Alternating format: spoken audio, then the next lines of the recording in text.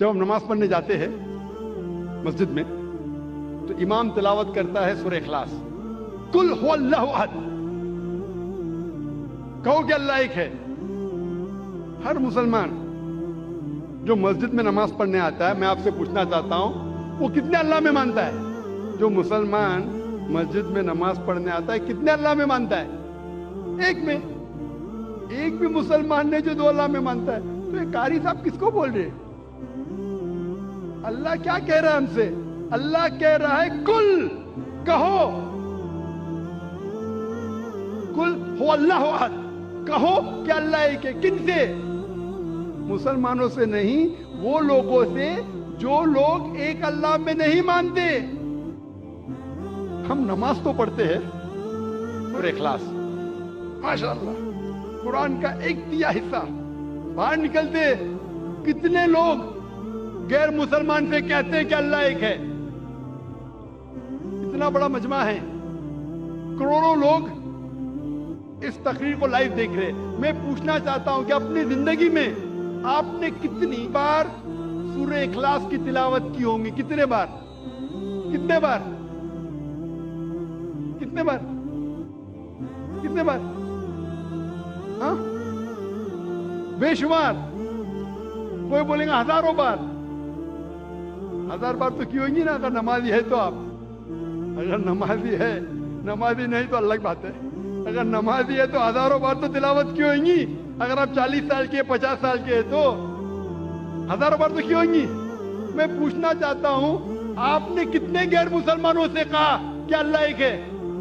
1000 100 50 سے تو کہا، 10 سے تو کہا کہ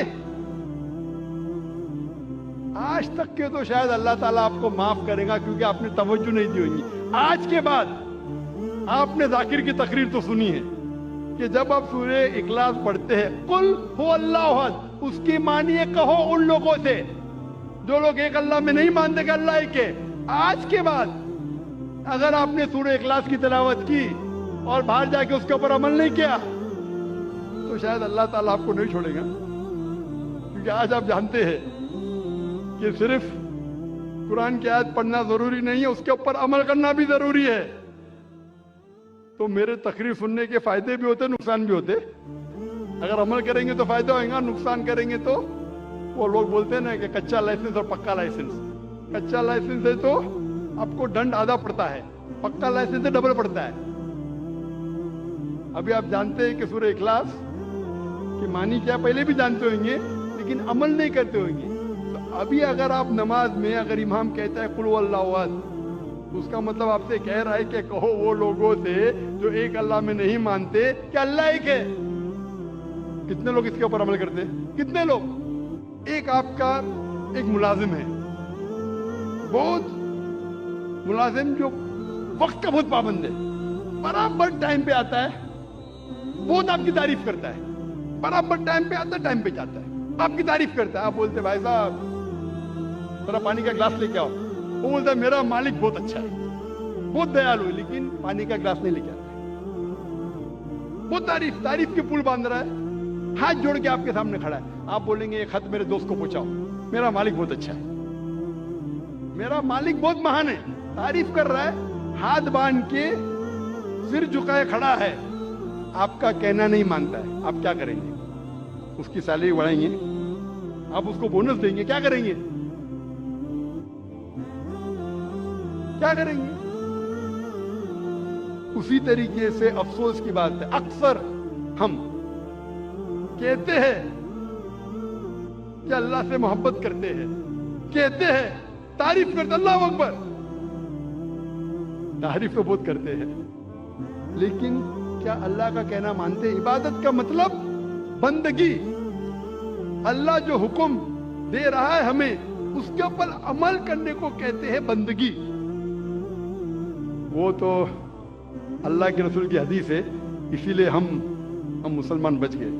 اللہ کے رسول فرماتے کہ وہ اللہ کی رحمت کے بنا کوئی بھی انسان جنت میں نہیں جا سکتا، صرف اعمال پہ۔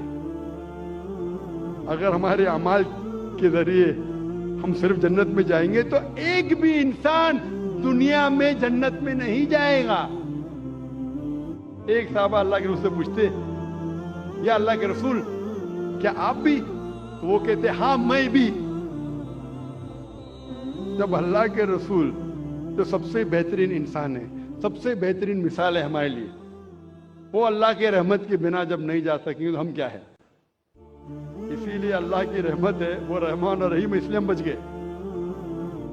تو صرف لپ سروس سے کام نہیں چلیں گے. میں ایک مثال دیتا ہوں. آپ بیمار ہوتے ہیں تو کس کے پاس جاتے ہیں آپ؟ ڈاکٹر کے پاس. آسان سوال, آسان جواب, اس کے لیے کوئی ریوارڈ نہیں. آپ جاتے ہیں ڈاکٹر کے پاس, ڈاکٹر آپ کو پرسکرپشن دیتا ہے 3 بار دوا لو. صبح کو بریکفاسٹ کے بعد, ناشتے کے بعد دوا لو, دوپہر کو لنچ کے بعد دوا لو, اور رات کو ڈنر کے بعد دوا لو. آپ گھر پہ واپس آتے, صبح کو ناشتے کے بعد پرسکرپشن پڑھتے, مجھے دوا لینا ہے ناشتے کے بعد, اور بند کر لیتے. دوپہر کو پھر سے کھولتے کہ مجھے دوا لینا ہے لنچ کے بعد, پھر سے بند کر لیتے. پھر ڈنر کو پھر سے کھولتے, پھر سے پڑھتے, لیکن دوا نہیں لیتے. کیا آپ کی بیماری دور ہوگی؟ وہ ہم مسلمان کرتے, پڑھ رہے ختم قرآن, لیکن قرآن پہ عمل نہیں کر رہے. اب ڈاکٹر آپ کو پرسکرپشن دے گا. اللہ سبحانہ و تعالیٰ سارے ڈاکٹروں سے اونچا ہے, وہ ہمارا خالق ہے, ہمارا رب ہے. ہم اس کا پرسکرپشن قرآن مجید, یہ ساری انسانیت کے لیے اللہ سبحانہ و تعالیٰ کا سب سے آخری پرسکرپشن ہے. کیونکہ میں ڈاکٹر ہوں, میں میڈیکل لینگویج میں بات کر رہا ہوں. کون مجھے فتوے مت لگانا بھائی, میں اردو زبان میں کمزور ہوں. بولیں گے ذاکر بھائی کہتے ہیں پرسکرپشن ہے. یہ اللہ سبحانہ و تعالیٰ کا, ہمارے خالق, ہمارے مالک کا پرسکرپشن ہے, آخری پرسکرپشن ہے سارے انسانوں کے لیے.